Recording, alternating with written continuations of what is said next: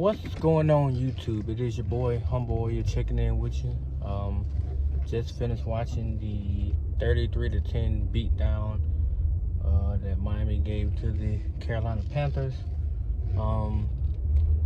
Couple things about this game. It was a total team effort. All phases of the team actually played well. Special teams got a block punt for a touchdown. Defense forced 3 interceptions today, and the offense scored 21 points. Actually, no, the offense scored 27 points. I'm sorry. So, final score was 33-10. Tua Tagovailoa was 27 of 31, 230 yards and a touchdown. Jalen Waddle, 12 catches, 131 yards and a touchdown. The running game was decent. I think claiming Philip Lindsay was probably one of the smartest things that Miami can do, because the kid got speed. He can actually hit holes and push the piles and get first down, stuff like that. So it may be affecting Duke Johnson as to why he didn't get out on the field today. But nonetheless, Philip Lindsay was a good pickup. He's exactly what they needed in terms of spark in the running game, because Myles Gaskin danced way too much to be their featured back. However, I like to spotlight a few things. For one, as I stated in several of my videos, the hate on Tua is it really is atrocious. Now, like I said, the offense played very, very good today. They had 2 field goals with 6 points.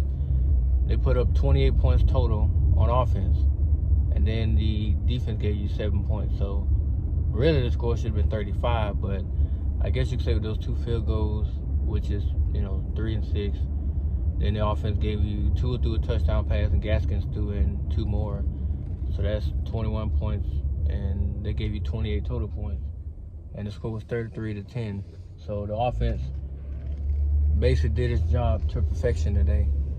So no reason to beat up the offense today. However, they had some dumbass penalties. They had bad snaps that led to broken drives. There could have been more points put on the board, but you live and you learn with those mistakes, you know what I'm saying? But not to digress on that point, the realization that people keep saying, oh, well, Tua's not this, he's not that, and the fact that this is his second straight game completing 80% of his passes, which has never been done before in Dolphins history. People are brushing on the rug by saying, oh, well, he only completes 5-yard passes. Not true. Majority of the time, if you actually study the way his body language is and the way his eyes move, he tries to go for the big play when it's dialed up. However, if the defense is already in his face or in his throwing lane to a degree, he will find that check down, or he'll throw over the middle, which is more than likely what Waddle or Gronkowski is going to be. So he's not a check down quarterback as people keep wanting to make him out to be, but he does try to attempt to go for bigger plays down the field. It's just the difference between him and Dan Marino. Dan Marino had 2 elite receivers that he can go against any team with, and they would smoke that secondary. I mean, if you watch the 85 Bears documentary from 1985, that receiving core ate them up for lunch and dinner. They devoured that secondary, and he had 2 of the fastest receivers in the NFL at that time, and he utilized them to the fullest. But people look at Tua and say, oh, he's got a weak arm. He doesn't know how to read defense. He can't move around the pocket. He showed you all that today. And this is the 3rd game that he's played where they won the game. Now, the Houston game, he didn't play. But Baltimore, who else? They beat Houston. And they beat Baltimore on a Thursday night. Then they beat the Jets, which Tua threw over 200 yards in that game as well. Then they ended up beating, now they just beat the Carolina Panthers to win 4 in a row. And people still are bashing this kid. It's to the point now where I'm just like, there's no point in me continuing to do this defensive tool, but I'll continue to do it, because at the end of the day, I believe in what he can do. I believe in his talents.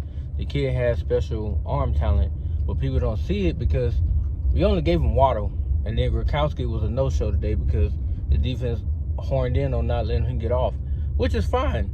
No big deal. But if you can't stop Waddle, then, I mean, hey, they offense going to get more and more explosive.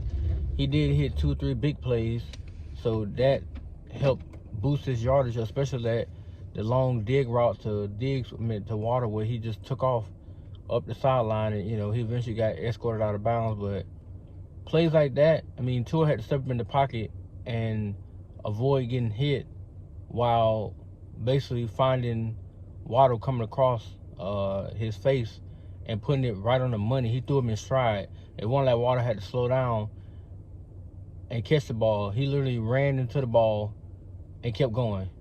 It's like the ball met him exactly where he was supposed to be at, and he kept it moving. So, with that being said, I mean, the way people bash him is just ridiculous. I mean, the kid can ball. If he couldn't ball like that, then, I mean, you got me. But the kid is averaging nearly 220 yards a game. It's not nothing to shake your stick at, but when you look at the fact that they have a limited offensive game, it's pretty damn good. He should be averaging more, but they're trying to get more balance with the run game, which is what I want. You don't want Tua throwing 40 times a game. He threw 31 times, and he hit 27. And I think only like a few of those was like short passes. The rest of them, he was hitting people when they routes were they were coming out their breaks. So the majority of that was, you know, 10, 15 yards down the field. It wasn't no dinking and dunking, you know, like Mac Jones does. And no knock on him, but that's what he does. It wasn't dinking and dunking down the field. He was finding his matchups and he was hitting people, especially Waddle. Waddle had 12 of those receptions, or 12 of those receptions went to Waddle. So he was exposing whoever the guy was against him bad. And Waddle's just a rookie. But again, the narrative that Tua is trash, he's not that great, he can't lead an offense, you know, all this is BS to me. The boy continues to do his thing even after winning 4 in a row, and I credit just 3 of those to him, because he did beat the Ravens. He did secure that win. He did beat the Jets, and today he didn't cause a turnover. He did not throw a pick. He didn't throw the ball in harm's way at all. And the Panthers got the #1 passing defense in the NFL, and he shredded them. He shredded them. So start giving this man his due. You may not like the way he plays, but goddamn it, the boy puts up numbers and he gets results. They're 5-7 now. 2 games out of 500. They got the Giants. Then they turn around and get I think it's the Jets. So they got the Giants and Jets. Then they go in their bye week, and after that they go to New Orleans, then Tennessee. Then they come back for the finale at home against the Patriots. And I would love to see Miami they win these next 2 games at 7-7. They come out the bye week. They beat New Orleans and Tennessee. They're at 9-7. 9-7. If they beat the Patriots, they got a legit chance to get in the wild card spot. And I would love to see it. I would love to see it. I really hope they went out and had this showdown with New England and beat their asses at home to shut a lot of people up. But again, the kid was efficient. He did what was asked of him. He didn't make dumb plays, none of that. And the offense scored today. Several times the offense scored. They took advantage of turnovers. The first turnover they didn't. The second one they cashed it in. And from there, they continued to put the pressure on Cam Newton, which he had a horrid day. But we're not talking about Cam. This is all about Tua and the Dolphins. So with that being said, guys, start respecting the kid's game.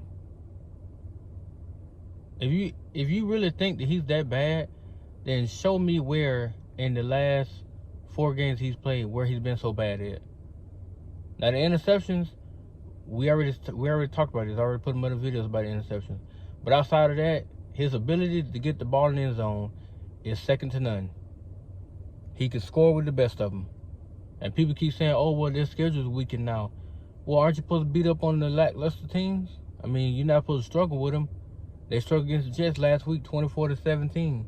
But they beat the dog mess out of Carolina. That's what you're supposed to do. and then you compete with the elite teams. That way you know how good you really are, which I feel like they're turning that page to be able to do so now. But nonetheless, they got the win, 5-7. So I'm interested to see where it goes from here. Now they just gotta, keep their head down, keep working hard. They got the Giants next week at home. Then they're working the Jets at home, and then after they got a bye week, which gives them a chance to heal some people up. Then they go down to New Orleans, which is not easy. It's not an easy test in New Orleans. Then they got Tennessee. They're not easy, but unfortunately they're on a downslide. So if they catch Tennessee slipping again, they can still win there, and then they can come back home at 9 or 10-7, and then they can finish out the regular season playing for a possible playoff spot against the Patriots. And that would be something to see if Tua can actually secure that playoff spot, and they go in the following week in a playoff game to play. That would be special. I would love to see it. I would love to see it. But that's it for me, guys. I gotta go ahead and do a little shopping real quick for the wife. But just thought I'd get my thoughts out on this video about the game today, and where I stand with things regarding Tua and the team. But you guys stay blessed. I'll be making more videos soon. Peace.